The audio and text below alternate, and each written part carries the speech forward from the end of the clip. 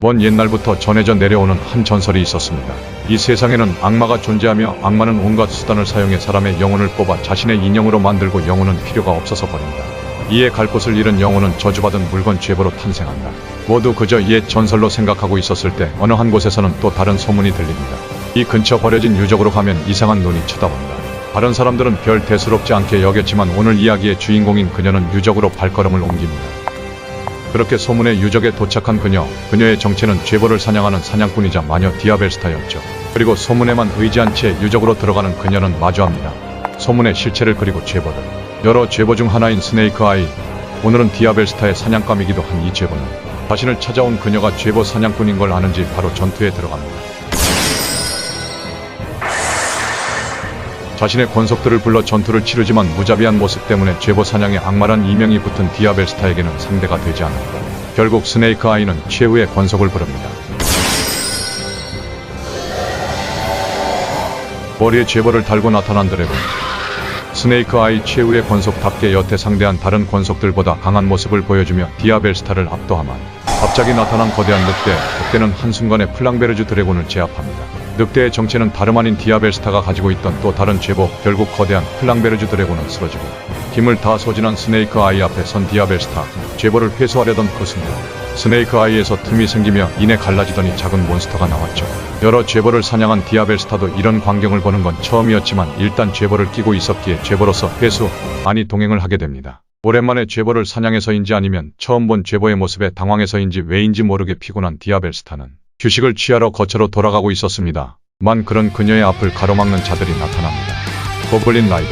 그들은 마술을 잡아 길들이고 차로서 커스터마이징하는 자들로 기본적으로 돈이 목적이기에 악마와 관련 있는 위험한 물건인 죄보와 그런 죄보를 사냥하는 헌터에게 붙은 현상금을 노리고 매번 디아벨스타에게 도전합니다. 죄보를 사냥하는 디아벨스타에게는 전혀 상대가 되지는 않았고 결국 고블린 라이더의 리더 가본가는 일종의 도박을 합니다. 크레이지 비스트. 고블린 라이더들의 최대 병기로 잡은 것까진 좋았으나 자신들도 어쩔 줄 몰라 하는 그런 괴수를 풀어버립니다. 당연히 아군이고 뭐고 상관없이 날뛰는 크레이지 비스트. 그런데 뭔가 이상합니다. 서서히 힘이 빠지는 크레이지 비스트. 알고 보니 고블린 라이더들이 데려가도 잠만 자던 포프로스가 갑자기 깨어나 비스트에 쌓여있던 강대한 마력들을 흡수하기 시작한 거였죠. 그렇게 크레이지 비스트의 모든 마력을 흡수한 포프로스는 다른 모습으로 변하였고 이에 디아벨스타는 그런 포프로스를 이용해 고블린 라이더들을 몰아냅니다. 최대 병기도 잃은 고블린 라이더들은 이내 물러나고 드디어 휴식을 취하나 싶던 그 순간 누군가 나타나 포프로스의 마력을 봉인 모습이 변한 포프로스를 데리고 달아나려던 찰나 디아벨스타와 대치하게 됩니다. 디아벨스타와 대치 중인 자는 디아벨제 또한 죄보를 사냥하고 사용하는 마녀이자 사냥꾼. 이에 디아벨제는 누구든 잠들게 한다는 죄보인 모리아나죠.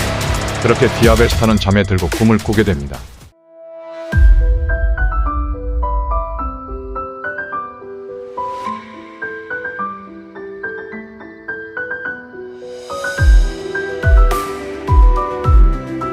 현 시점으로부터 머나먼 과거. 먼 옛날에는 이런 전설이 내려왔습니다. 하얀 숲에는 마녀들이 살고 있고 함부로 발을 들인 자는 저주를 받는다는 허무맹랑한 소문이었죠. 허나 이러한 전설은 사실이었습니다. 하얀 숲. 이름부터 다른 이 숲은 여러 마녀들이 함께 살고 있었고 당연히 여러분들이 잘 아는 얼굴도 보입니다. 먼 미래 죄보를 사냥하고 디아벨스타와 디아벨제로 불릴 소녀들이자 견습 마녀인 아스테리아와 리제트도 함께 살고 있었죠. 하얀 숲은 마녀들의 생활 공간이지만 한 가지 금기 사항이 있었습니다. 절대 숲 깊이 있는 죄보 근처에는 가지도 말 것.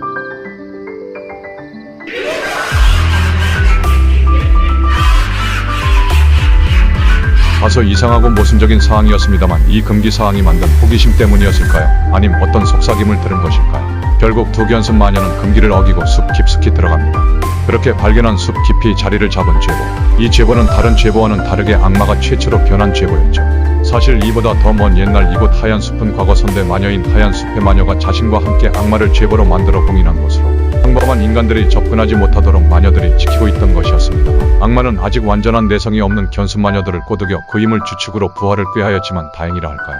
한 친구는 다행히 깊이 꾀임에 넘어가지는 않았고 결국 악마는 불안정하게 부활하게 되죠.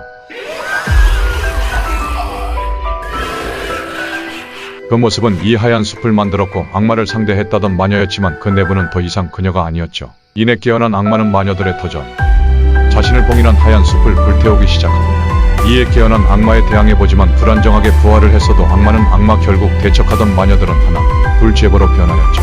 그렇게 악마의 다음 타겟은 아직 자신의 유혹에도 안 넘어온 아스테리아를 노리지만 죄버로 변하여서도 의지만은 지니고 있던 둘은 아스테리아를 데리고 불타는 하얀 숲을 빠져나옵니다. 그렇게 한순간에 살아갈 집과 친구를 잃게 된 아스테리아는 다짐합니다. 죄벌을 모아 악마가 가져간 모든 걸 다시 빼앗아 주겠다고.